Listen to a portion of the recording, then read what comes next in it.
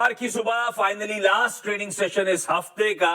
3 important चीजें इस हफ्ते। सबसे इंपॉर्टेंट एक रिजल्ट हेवी डे सामने खड़ा है। 3 निफ्टी और 6 वायदा बाजार की कंपनी जो प्रोड्यूसर साहब ने हेडलाइन में लिखा था, आज उनके नंबर्स आए। उनमें तो खैर सबसे इंपॉर्टेंट सब इंतजार कर रहे होंगे एसबीआई के रिजल्ट्स का, जो आमतौर पे केवाईसी के समय आते हैं। 1:45 से 2 बजे के आसपास आप एक्सपेक्ट करिए, दोपहर में तड़के वो नंबर्स सामने आ रहे हो। और यूएस में उनकी आज डिटेल्ड जॉब्स रिपोर्ट, जुलाई जॉब्स रिपोर्ट रिलीज हो रही, तो वो शाम का इवेंट है। खैर उस पर तो अपन लोग मंडे सुबह चर्चा कर रहे हो। हाँ, एक कांस्टेंट हो गया आजकल नया, कैश का डे 5 है आज। देखते हैं कैसा जाता है। बड़ा सवाल यही है सबके जहन में। कल की क्लोजिंग देख के क्या कैश के इश्यूज सॉर्ट आउट हो गए? उम्मीद तो जागी है। क्लोजिंग भाव को देखते हुए वो डिफरेंशियल्स और नैरो डाउन हो रहे हैं वो आपकी स्क्रीन पे, जैसे जैसे कैश प्रोग्रेस कर रहा है। कल के दिन तो ऑलमोस्ट प्रोविजनल क्लोज और एडजस्टेड क्लोज आजू बाजू खड़ी हुई आपको नजर आए। हाँ, तो निफ्टी के उस रिड्यूस होते हुए डिफरेंशियल को देख के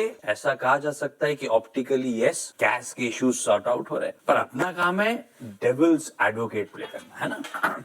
कल दिन की रेंज देखी थी आप? कल कितना कहते हैं निफ्टी के लिए लैकलस्टर और डायरेक्शन लेस सेशन। कल दिन भर का दिन के हाईएस्ट पॉइंट से लोएस्ट पॉइंट को मैप कर लीजिए, महज 70 पॉइंट के दायरे में कामकाज हो रहा था।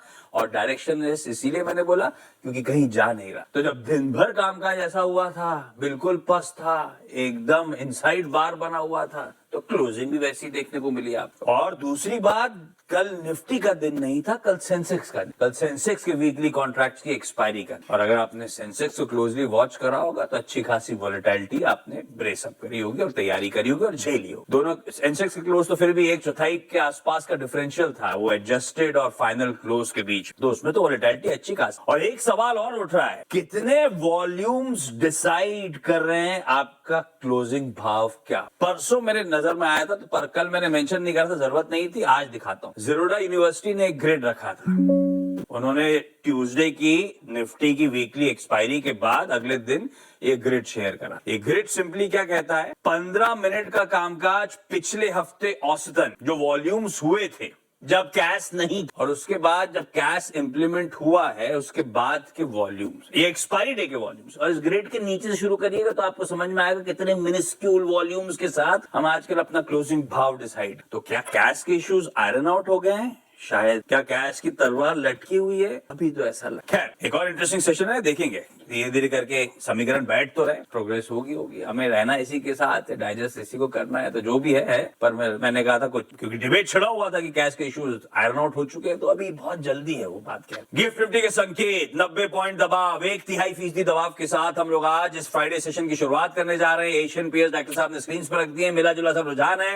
ये हमारे वो कॉस्पी, निक्केई और ताइवान जैसे मार्केट्स आजकल सबसे ऊपर चर्चा में रहते हैं, वो पास पड़े हुए हैं। उनका पास पड़ना वैसे हमारे लिए बहुत बुरी खबर नहीं है, लेकिन मूड थोड़ा सा ऐसे ही है। लाइएगा जरा यूएस के मार्केट्स। कल हम क्लोज हुए थे तब 1/4% दबाव और 1/4% बढ़त के बीच में तीनों बेंचमार्क झूल रहे थे। एक्चुअल सेशन में हर तरफ दबाव ही था, तो हैंडओवर थोड़ा सा फीका था। आज सुबह के फ्यूचर्स स्पष्ट पड़े हुए हैं। हमारे लिए ज्यादा इंपॉर्टेंट वेरिएबल जो प्रोड्यूसर साहब ने हेडलाइन में मेंशन कर दिया, हमने कच्चा तेल छोड़ा था 79 पे। जहाजों की आवाजाही की चर्चा चल रही थी, एकदम से मामला फिर गड़बड़ा गया इस बीच। 83 कितना है अभी इस समय? 83.3 पे है। आपने दिखाया क्या डॉक्टर साहब? रखिए, हाँ 83 पॉइंट। हम $3-4 पर बैरल की तेजी को डाइजेस्ट करने बैठे। क्या हो गया? हेडलाइन में कुछ समझने की कोशिश कर, समझाने की कोशिश करी प्रोड्यूसर साहब, डिटेल में समझ लेते हैं मामला अटक कहां, क्यों उछल गया भैया।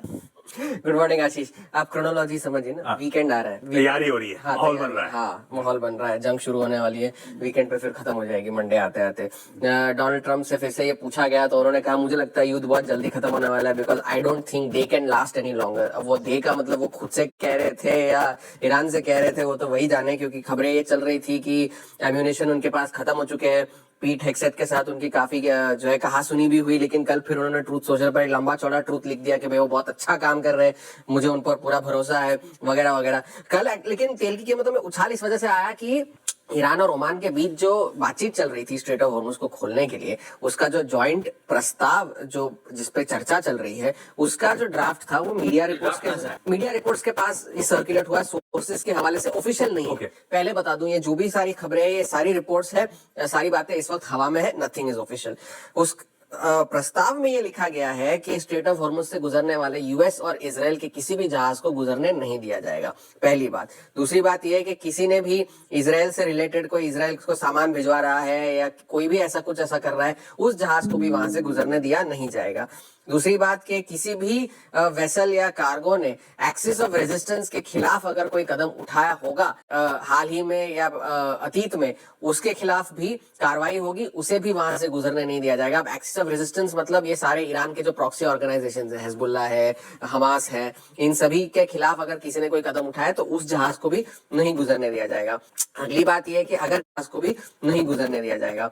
अगली बात यह है कि अगर किसी ने इसका उल्लंघन किया तो उस पूरे कार्गो का जो जितना कॉस्ट है उसका 20% हिस्सा जो है जुर्माने के तौर पर देना होगा, ये प्रस्ताव में लिखा गया है। और एक सरकार होने के नाते ईरान की ये जिम्मेदारी है कि वो पर्शियन गल्फ में जहाजों की आवाजाही को मॉनिटर करे, उनकी रक्षा करे और उन्हें नेविगेट करने में मदद। अभी पैसा लेने की कोई बात नहीं, अभी पैसा लेने की कोई बात नहीं हुई है। यूएस तो मानेगा नहीं। दूसरी दोनों तरफ की बातें चल रही है। यूएस ने तो इस बात से इनकार कर दिया कि इनकार, इजराइल अपने मोच के बाल गिरा। हमें इम्पेडिमेंट्स नहीं चाहिए, जो है वो फ्री होना चाहिए, सारा मामला यही होना चाहिए। एमएस नाउ ये रिपोर्ट कह रही है कि एक ईरान के सरकारी ऑफिशियल को कोट करते हुए कि इस वक्त शिपिंग में कोई फीस या कोई टोल नहीं लिया जाएगा, सारा जो स्ट्रेट ऑफ हॉर्मुज में आने वाला ट्रैफिक है वो ईरानियन वाटर्स में होगा और बाहर जाने वाला जो ट्रैफिक है वो ओमान के नजदीक जो रास्ता है वहां से निकाला जाएगा। ये सरकारी अफसर का कहना था। और ये जो डील है उसका खाड़ी देशों ने भी समर्थन किया है और ये डील एक रास्ता बनेगी कि फिर से जो है एमओयू की तरफ बातचीत करने के लिए आगे कदम बढ़ाए जाए। एजेंसी है हाँ, उनकी हाँ एमएस नाउ एजेंसी है, वहां की खबर, वहां की ये रिपोर्ट थी। तो इस वजह से जो है ये सारी फिर से जो अनसर्टेनिटी शुरू हो गई है, उसके बाद जो है तेल की कीमतों में उछाल देखने मिला। डोनाल्ड ट्रंप ने तो कहा the straight of Hormuz is sort of open. अब सॉर्ट ऑफ का क्या मतलब, तो अब वही जाने। कल एक और खबर ये भी आई कि हाउथीज ने फिर से यमन में जो सऊदी की समर्थन से जो सरकार बनी है यमन की, उनकी जो फोर्सेस है वहां पर हमला किया। और उनके जो टेलीग्राम पोस्ट में ये लिखा गया था कि कई सारे हंड्रेड्स ऑफ ट्रूप्स के मारे जाने की और घायल होने की जो है उन्होंने पुष्टि की है।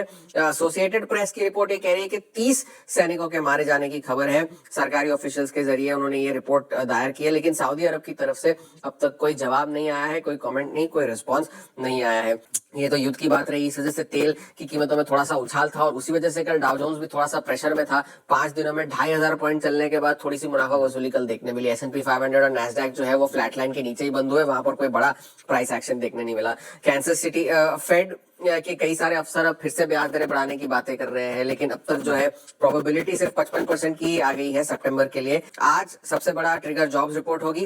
83,000 के अनुमान लगाए जा रहे हैं, 83,000 नौकरियां जोड़े जाने की जुलाई के महीने में। और बेरोजगारी की दर जो है वो 4.2% पर स्टेबल बने रहने के अनुमान है। तो आज का सबसे बड़ा ट्रिगर तो ये होगा, अगर ये आंकड़ा 83,000 से ज्यादा हुआ तो ये बाजार के लिए नेगेटिव होगा, क्योंकि फिर से ब्याज दरों में बढ़ोतरी के जो आसार हैं वो फिर से बढ़ जाएंगे। अगर कम हुआ शायद बाजार से पॉजिटिव। वो आप बताते थे जहाजों की आवाजाही वाला डेटा वो हो रहा है कि अभी तक ऑफिशियली केपलर ठंडा क्यों पड़ा हुआ है, केपलर की तरफ से आया नहीं। ले देंगे तो है तो 80 के आसपास, 80 के आसपास जहाज जा नहीं, आदत पड़ गई शायद, बाजार उसे प्राइस रिस्क प्राइस नहीं कर रहा है, नहीं कर रहा है। हाँ चलिए फिर वीकेंड के लिए माहौल बना दिया है और अब देखते होता एक्चुअली क्या है और मंडे सुबह लौट के आते हैं तो माहौल कैसा रहता है। थोड़ा सा मामला गड़बड़ा गया है क्योंकि 79 वाला क्रूड 83 प्लस पे आपको इस समय सुबह सुबह कामकाज करता हुआ नजर आए। ऐसे में एक इंटरेस्टिंग वीकेंड में वापस जा रहे। अभी एजम्पशन लेके भी नहीं चल सकते ना कि कैश है तो रोज कॉल लॉन्ग कर लो तो तेजी हो जाएगी, फायदा हो जाएगा, या फिर एजम्पशन लेके चला जाए कि वीकेंड है कुछ नहीं होगा, लौट के आएंगे तो सब मामला नॉर्मल होगा। ये रिस्क कौन ले जाए भाई साहब। ऐसे में आज कामकाज कैसे होगा, करें क्या, थोड़ा सा मामला हॉर्मोन्स जो बता रहे हैं गड़बड़ाता हुआ। तो कुल मिला के गुड मॉर्निंग पहले तो यानी माहौल वीकडेज का भी बना हुआ है, वीकेंड का भी बना हुआ है ना, कुल मिला के है ना, ऐसे ही। अच्छा आते हैं रणनीति पे आशीष। देखिए कल भी वो कैंडल जो थी निफ्टी की, निफ्टी बैंक की बहुत स्क्यूज हो गई। इनफैक्ट इन दोनों में से अगर आप देखें तो निफ्टी बैंक ने अच्छा किया, नो डाउट अच्छा किया। कल कुछ critical large cap stock futures अच्छा कर रहे थे, बट वो ट्रांसलेट नहीं हो पाए। ब्रेकआउट 58,200 को निफ्टी बैंक ने नहीं क्रॉस की, तो वो कैंडल अभी भी याद रखिएगा स्ट्रगल कर रही है, इन द सेंस उसी रेंज में ट्रैप है। कल ओपन क्लोज सेम रहा ऑलमोस्ट। हाँ निफ्टी बैंक ने आउट ऑफ ऑल इंडस्ट्रीज अच्छा किया, बट स्टिल अभी इसने उस 3 अगस्त की जो कैंडल थी मेजर कैंडल, उसके हाईस को आसपास गई भी नहीं। ओपनिंग जहां से हुई उसके बाद अच्छा सफर, लेकिन अभी तक ब्रेकआउट। हम एक रेंज, मैं इस सेशन को कैसे अप्रोच करूंगा, एक बार लेके आइए आप इंस्टीट्यूशनल स्टैट्स। कल जो हमने रेंज बताई थी आपको निफ्टी बैंक मोर और लेस उसमें रहे, बट निफ्टी लोअर एज पे नहीं गया। That's simple. ज्यादा टाइम स्पेंड किया हायर एज। एफआईएस के 18 करोड़ रुपए की ना के बराबर की सेलिंग, डीआईएस के करीब 4014 करोड़ रुपए की बाइंग, दैट्स गुड। बाकी अगर आप स्टैट्स को देखें तो एफआईएस ने इंडेक्स फ्यूचर्स बाय किया 2253 करोड़ रुपए का, 1764 करोड़ रुपए का, निफ्टी बाय किया 466 करोड़ रुपए का, निफ्टी बैंक बाय किया, स्टॉक फ्यूचर्स बाय किए 242 करोड़ रुपए के, और सब्सटेंशियल शॉर्ट कवर किया वर्सेस 1,59,000 उनके नेट शॉर्ट जो है वो आशीष रिड्यूस होकर काफी नीचे आए, और अब करीब आप समझिएगा कि 1,45,000 कॉन्ट्रैक्ट शॉर्ट, यानी करीब करीब 13,500-14,000 कॉन्ट्रैक्ट कल उन्होंने शॉर्ट कवर। That's good. लेके आइए लेवल्स अभी भी इस वीकली कॉन्ट्रैक्ट में। कल के प्राइस परफॉर्मेंस के बाद निफ्टी बैंक के अच्छे, पीएसयू बैंक के अच्छे, रिलायंस के अच्छे, बहुत स्ट्रांगली ये 24,700 का कॉल रेट बैठ रहा है। कल क्या लेवल दिया था मैंने आपको? 24,681, 740, ये पार नहीं होगा, और आप देख वहां पे वो कॉल राइटर कितने स्ट्रॉन्ग कन्विक्शन के साथ बैठा। ये है आपके बाजार का अपर एज जिसने आपको समेट के रखा हो। और नीचे लोअर एज पे अगर आप देखें 24,500 और 24,400 पे अगर आप देखें स्ट्रॉन्ग पुट राइटिंग है, करीब 1 करोड़ पुट यहाँ पे खड़ी। कुल मिला के सेटअप वैसा ही है जैसा कल था। लेके आइए लेवल्स ऊपर की तरफ। ये ब्रेकआउट में तब तक ट्रांसलेट नहीं होगा, हालांकि आज गिफ्ट निफ्टी बैकफुट पे है भी, ग्लोबल मार्केट्स बहुत स्ट्रॉन्ग क्यूज नहीं दे रहे हैं, तो ये एक चैलेंजिंग आंकड़ा है हमारे लिए। RS1 it's a difficult task to cross that 691,732। बड़ा breakout out of this range वो तभी आएगा जब आप इसे क्रॉस करेंगे, अदरवाइज ये ट्रैजेक्टरी एक सेल या फिर रिवर्सल ट्रेड जैसा कल भी हुआ। बार बार कल भी देखिए वहीं से कोलैप्स हो रहा है। इसके सिर्फ इसके कटने पे RS2 खुलेगा। अच्छा, बेस 1 क्या है? बेस 1 है पुट राइटर्स का जोन। ये इन 2-3 पिछली कैंडल्स का अगर आप देखें एक ऐसा पॉइंट है जहां से अमूमन लॉन्ग ट्रेड्स काम कर, तो यही आपका वो लेवल होगा अगर आपके जहन में आ रहा है कि इस छोटी सी रेंज पे आपको एक ट्रेड पिक करना है फॉर लॉन्गर साइड, एक रिवर्सल ट्रेड, ये वो होगा। और आशीष एक और चीज यहाँ पे 491 के नीचे सेटल होना, सिंस वीकेंड भी आ रहा है तो मेरे को पिक्चर में को वो भी ड्रॉ करनी पड़ेगी। 491, 480 के नीचे आप सस्टेन हो रहे हैं, इसका मतलब ये है कि इंडेक्स हायर ट्रैजेक्टरीज में कंफर्टेबल नहीं है, और इन दैट केस ये जाएगा, ड्रिफ्ट होगा और बेस टू पे टेस्ट करेगा। उस मैसेज को रीड कीजिएगा, और वहां पे क्या है, वहां पे एवरेजेस से कंफर्मेशन लेने आएगा, दैट्स 10 and 200 डे एक्सपोजर।